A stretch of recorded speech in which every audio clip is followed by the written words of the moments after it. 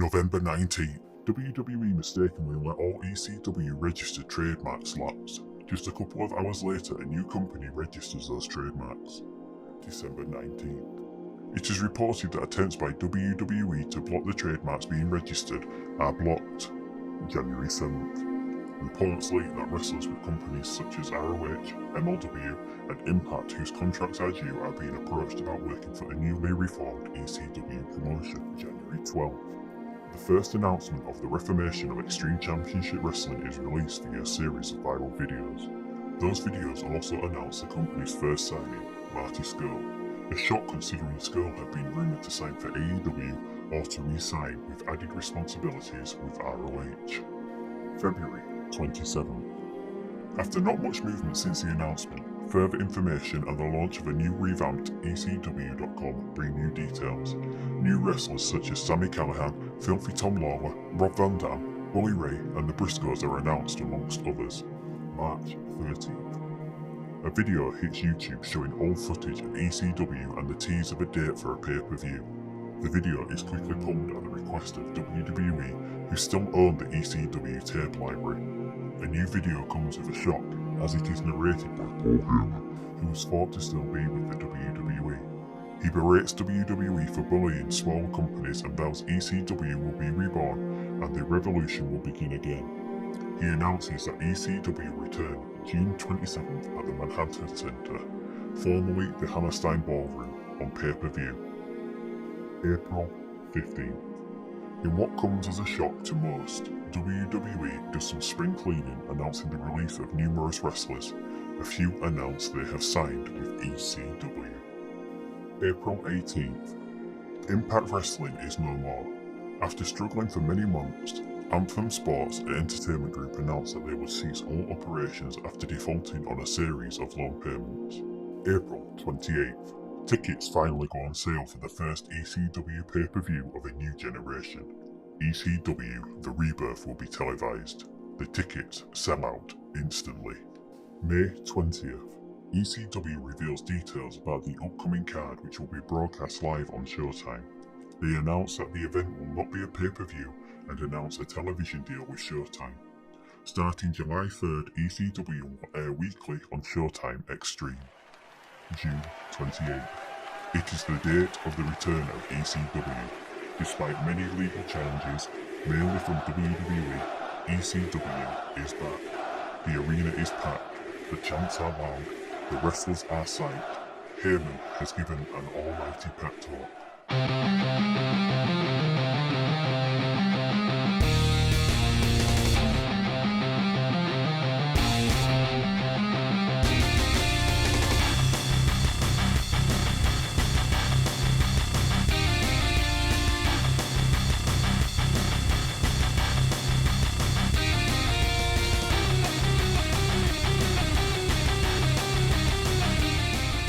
Hello everybody, I am Fuzzy Face. Welcome to this ECW The Rebirth Diary. Today we've got The Rebirth will be televised. We've got a couple of notable matches. We've got Rob Van Dam and Sabu versus the Briscoes, Tommy Dreamer versus Sami Callihan, The Revolt versus the Hart Foundation, and the Rascals of Des Trey and Wentz versus the Strong Hearts of Seamat, Lindemann and T-Hawk.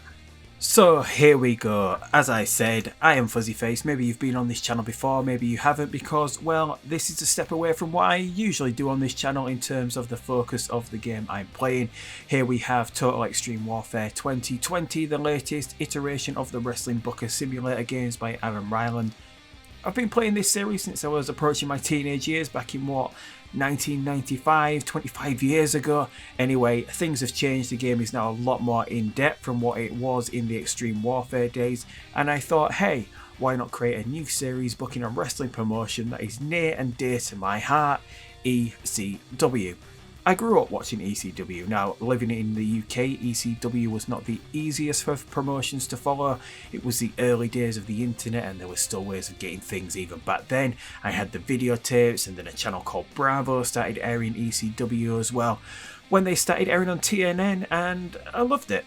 back around the 2000s, ECW was a perfect promotion for a teenager to get hooked on, to enjoy. Back then, I was the biggest wrestling fan. I'd stay up late on Friday nights to watch Raw as it aired on tape delay and not live in the UK, and then I didn't sleep on Sundays to watch the pay-per-views in the middle of the night. Anyway, enough about that. This is a new time, a new era. This is ECW, but presented in the year 2020. Would it actually work in 2020? We're going to switch up the product a little bit maybe. But anyway, the world is running as normal here. The wrestling scene is just about the same. AEW is up and running and building momentum. WWE is faltering with a stagnating product. Impact, though, has gone after Anthem defaulted on a number of loan payments, opening up workers who were tied down to contracts. In its place, ECW has risen from the ashes with Paul Heyman at the helm once again. There are some old familiar faces here. Nostalgia is big, and those faces are needed to help build for a new future. Showtime is involved, and a spot that might have found itself going to MLW, if reports are to be believed, has landed at the feet of a revived ECW. Airing on Friday nights, ECW has a deal to broadcast on Showtime Extreme. Over on the main Showtime channel, most of the big shows will air, whilst the most special of events, say a Heatwave or a November to Remember, a season finale as it's called in this game, with the right card and the right build, that will find itself on pay-per-view over on Showtime. But anyway, enough of the talk. Here we have the ECW first pay-per-view back. The Rebirth will be televised, airing live on the Showtime network. So let's get to it. The show goes live. The fans are rabid, chanting ECW in unison. Joey Styles is standing in the ring with Taz. He looks emotional whilst Taz has a huge smirk on his face. "We're back, ladies and gentlemen," Styles proclaims as the fans somehow seemingly get louder. We're live from the Manhattan Center right here in New York City. "That's right, brother," Taz says before Newborn by Muse cuts them off. Out through the curtain and the smoke comes Sami Callihan, marching to the ring with intent. He gets in the face of Joey Styles. Then Taz. Callihan wants to know why he is being bucked against an old hack like Tommy Dreamer tonight. "I'm the draw, not a washed up piece of crap like Tommy Dreamer." "You don't disrespect those that came before you, brother," Taz says, not backing down, and Sami swings at him. Taz ducks and locks Sami in the Katahajime. Sami fights it off, but Taz still takes him down. Just as soon as Taz gets him down, Jake and Dave Christ, members of Sami's OVE, rush out from the back and put the boots to Taz, breaking the hold. This brings out Tommy Dreamer. Dreamer gets the better of the Christ, but then gets put down by Callihan from behind. A chair is brought into play, and Dreamer is about to get cracked when Enter Sandman by Metallica hits the sound system. Time seemingly stands still as Sandman, a little portlier than his prime, makes his way through the crowd, swilling beer, hitting a beer can on his head, then sharing the beer around with the fans. Sandman climbs into the ring and dispatches of the Chris with Singapore cane shots to the head. He then ducks a lariat from Callihan and sends him packing with a shot to the head as well. Sami is irate. Dreamer says if he wants his match right now, he can have it. Instead, he sends the Chris forward, and we get an impromptu match. And it's a match, it's about that had great heat, good wrestling. Dreamer and the Sandman defeated OVE in 8:29 when Tommy Dreamer pinned Jake Christ with a Death Valley driver. Sami Callihan was about trying to attack Dreamer and Sandman during the match. Couldn't get the win for his boys Jake Christ and Dave Christ. Tommy Dreamer and Sandman come out on top. Dreamer was a weak link here. A 39 for him, 53 for the Sandman, whilst the Chris, a good performance for them. The OVE versus the washed up Tommy storyline has advanced with this segment. The match was poorly placed. The crowd were already hot and didn't need working, which we've got the word, the crowd, yeah, I'm guessing they're just hot from the opening segment, so we didn't actually need the word the crowd road agent note on that. And what I forgot to mention on the previous one as well is that we got marked down because the angle went too long, because we're running the sports entertainment product. Any angle over 5 minutes for some reason gets you marked down, so it's just something we're going to have to live with. Maybe we're going to have to split angles up into more than one depending on what the angle is. But anyway, Dreamer and Sandman beat OVE here. And we move on to the next angle, which is just as soon as the match is over, Sami Callihan blindsides Dreamer and the Sandman after the match with a steel chair. He beats them down and leaves them laying. "I'll kick your ass again later, Tommy," Sami shouts before leaving the ring. And this issue, it's just not over.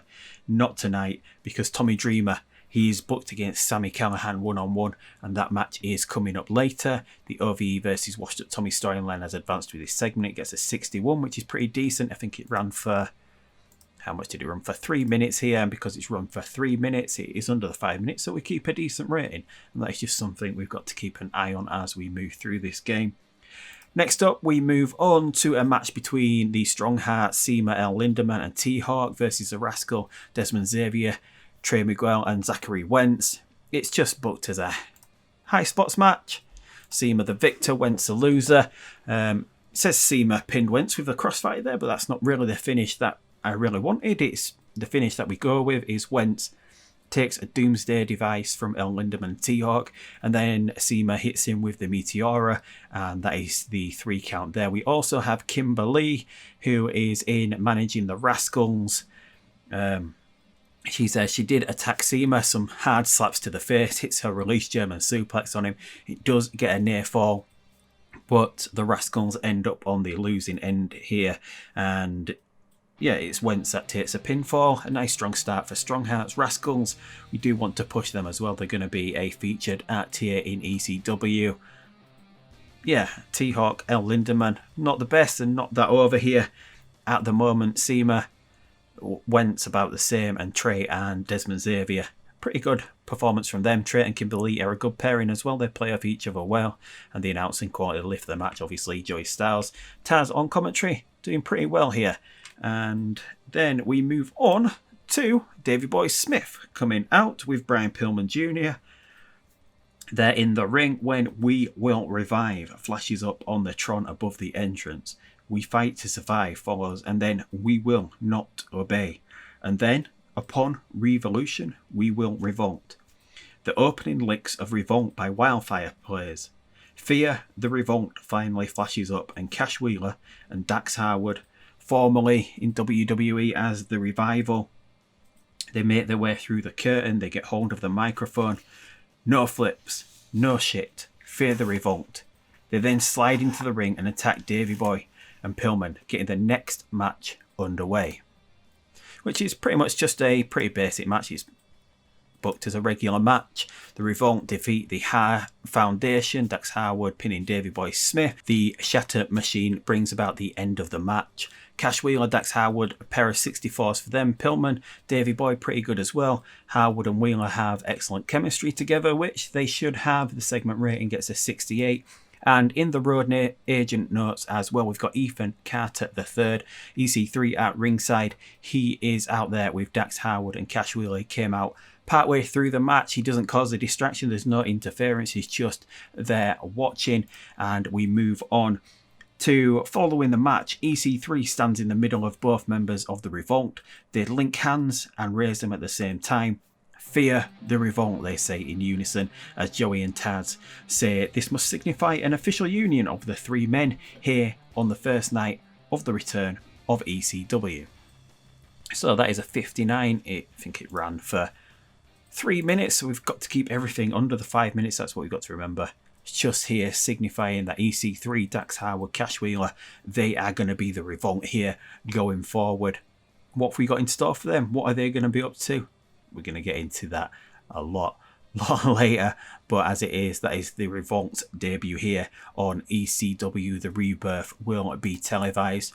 Then we move on to the next match. It's a tag match between the Good Brothers, formerly WWE, the Club, aligned with AJ Styles there. They're just here against a makeshift team of P.T. Williams and Tajiri. It only goes 7 minutes, and the Good Brothers, it's a win with the Magic Killer, but here it's Anderson pinning PT with the Spine Buster. But anyway, it's a pretty decent match. Gallows and Anderson have good chemistry. Williams and Tajiri don't work well as a team. Their timing's all over the place. We get a good rating with that. It is a 62. Quality, the announcing quality lifted the match again. And yeah, so that's pretty much it for that one. It's just a match to get the Good Brothers over, get them a nice early win in their ECW career here. And then we move on. We've got Andrew Everett. He heads to the ring following the Good Brothers victory. He climbs over the top rope using the bottom one to do so. This man thinks he's 7 feet tall, Joey says on commentary of the 5'7" Everett. He squares up to Carl Anderson, but then pushes him to the side. I want to face someone more my height, he says, now squaring up to Luke Gallows. Gallows laughs at him, but then Everett goozles him and signals for the chokeslam. Anderson goes for Everett, but gets goozled as well. Everett now has them both by the throat. He's powering up. He's getting ready to do it. He attempts a double chokeslam, but no, he cannot do it. He can't get Gallows and Anderson off their feet. The Good Brothers then break free. Gallows whips Everett into the ropes and Anderson nails with a huge spinebuster. The Good Brothers then lay out Everett further with the Magic Killer. So yeah, a little bit of a comedy segment. Andrew Everett doing his giant gimmick debuts.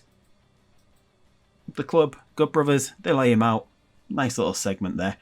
And yeah, so we move on to the next match. It is Filthy Tom Lawler against Matt Sydal. It's just a match here to get Filthy over. He gets a submission with a guillotine choke, dominates the match pretty much. It's an open match, but he takes most of the match.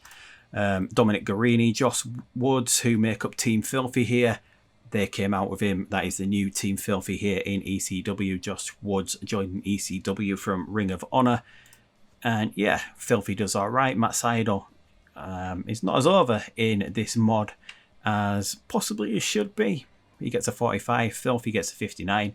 A decent match, a 60 rating there. And then we move on to Joey Styles and Taz hyping up the new ECW tag team division and all the tag team matches that we've had tonight. They are cut off by Paradise Lost by Ghost hitting the sound system. The two men who make up the tag team The North, the Walking Weapon, Josh Alexander and All Ego Ethan Page, make their way to the ring. They want a match here tonight and issue an open challenge. This brings out the Space Pirates, the Planet Smashers by Kung Fu Masters signalling their arrival. Shane Sabre sips whiskey from a hip flask, while Space Monkey does the same from a banana-shaped version. Sabre says that they have travelled a long way to be here and then hands a microphone to Space Monkey. He makes some monkey noises and manages to say, "We need match with you." Ooh, ooh, ah, ah. Alexander and Page look at each other, then at the Space Pirates. They shrug and attack, getting the next match underway. So Ethan Page looked good, he must have good star quality here, and he enjoyed going off script. Shane Sabre as well did good going off script. Space Monkey though didn't, in that one brief line of promo that he had, struggled going off script. It's a 50 rating. It's not too bad. It's getting the Space Pirates debut, the North debuted as well. Space Monkey debuted. I mean, I like Space Monkey. He should be in for a good time here in ECW, but that moves us onto the actual match. It goes just over 8 minutes. The North win the match with the Loch Ness Lowdown, the torture rack into the slam from Ethan Page. I know it says spinning facebuster here, but for some reason, they don't use a tag team finisher. I don't know why. But anyway, Space Monkey, Shane Sabre, a 44 and a 39 for them. Alexander and Ethan Page perform pretty well. The overall rating gets a 62. I think this was just booked as a regular match. And the North showed excellent chemistry teaming together as well. So this mod, which is Killing the Town? I think it's called.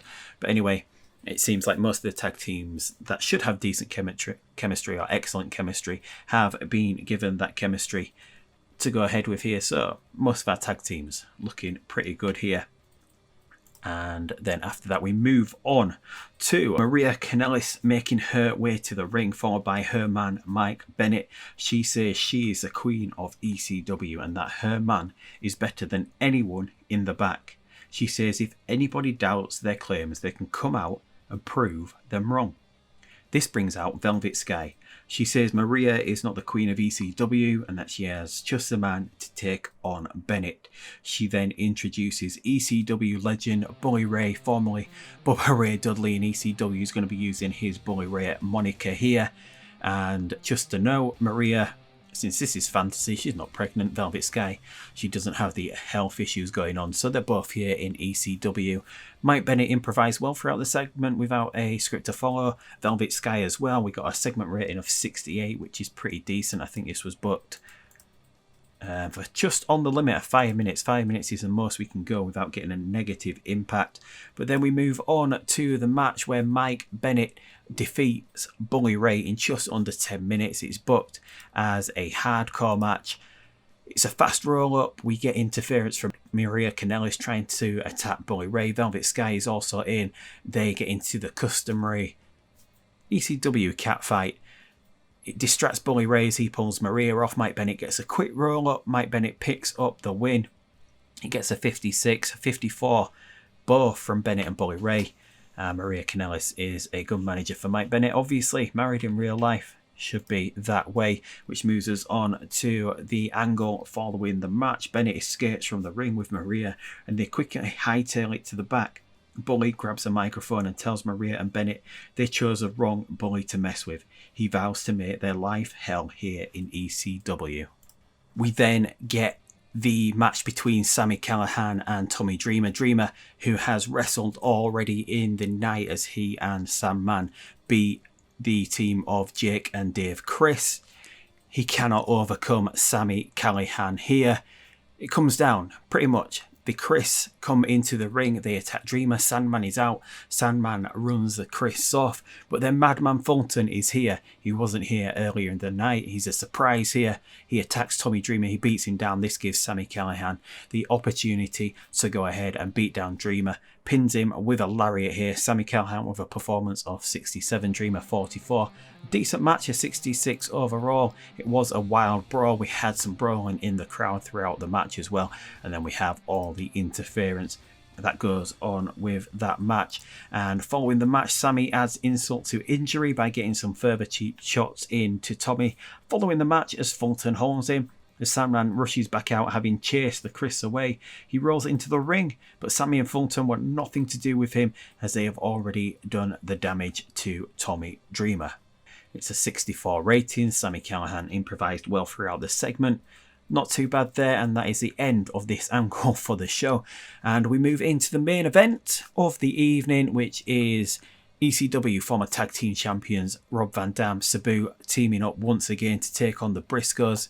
It is booked as a hardcore match. There's chairs involved, there's ladders, there's tables, and it just comes down to it. Van Dam, in the end, it says he pins him with the Van Terminator here. We'll go with that. I wanted it to be it's Mark Briscoe set up on the table and Van Dam hits him with a frog splash at the same time that Sabu hits him with a chair-assisted leg drop. But we'll go with a Van Terminator. Sabu is the weak link here, getting a 55. It's not a bad rating for him. But Mark and Jay Briscoe were really on form here with over 70s. Rob Van Dam gets a 65, and the Briscoes, obviously, excellent chemistry when teaming together. It gets a 69. I think that is the match of the night. Yeah, so the Briscoes, the best performance of the night with 70 and 72. I mean, yeah, they're just a really great act. We move into the next segment. Rob Van Dam and Sabu celebrate their win together as the fans chant loudly for them. The Villain's march hits the sound system and Villain flashes up on the Videotron. The lights go out, and when they come back on, Marty Scurll is in the centre of the ring wearing a fur coat. He's got his bird mask on and he's got an umbrella in hand. RVD and Sabu jump him and do a number on him. Sabu throws a chair at Marty, but it is caught. Van Daminator. RVD and Sabu then rip off the bird mask, and that's not Marty. That is Flip Gordon. Out of nowhere, RVD and Sabu are jumped from behind by Brody King and PCO. They kick the crap out of RVD and Sabu, and then the real Marty Scurll appears on the ramp. Brody King hits a gonzo bomb on RVD and then holds the listless, limp body of Rob Van Dam for Marty. Marty snaps the finger of RVD and then chicken wing. The return of ECW then goes off the air with the entirety of Villain Enterprises standing tall. And once again, this segment doesn't go over as well as we hoped because the segment went on far too long here. Marty Scurll benefited from having a groundswell of public support, which is something new for TEW 2020. I think that is just a personality trait. I think it'll last for a little bit as well, or can go from 3 months to a year or something like that. Marty Scurll came across well, and the whole effing villain storyline has started with this segment. It went on for 10 minutes, which is double the length that it needs to be in this, but we're going to have to use them like that. But luckily, as we move on to the final rating of the show, we get an overall rating of 70. It's increased our popularity in 56 regions. Obviously, we're on Showtime for this in America and then on Fight TV for everywhere else in the world. We sold out the Manhattan Center. A really good show. We'll make a quick speech here. And what we're going to do is we're just going to give the Briscoes, we're going to say praise for a great performance and say we're like the best performance on the show. And then we'll just say giving some encouragement to Marty.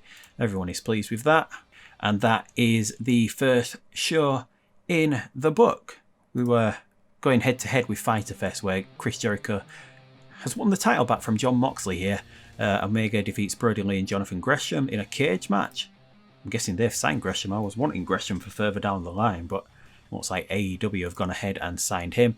Ethan 3 says Space Monkey needs to learn how to sell. I mean, that's all right. And we got 848,000 viewers overall. If we just look into the show history, it is 668,000 viewers. And we did 180,000 buys over the rest of the world on Fight TV, which is not too bad.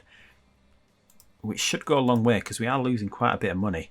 And it does mean we've actually made some money now. Before that event, we were losing a little bit of money, which is not too bad.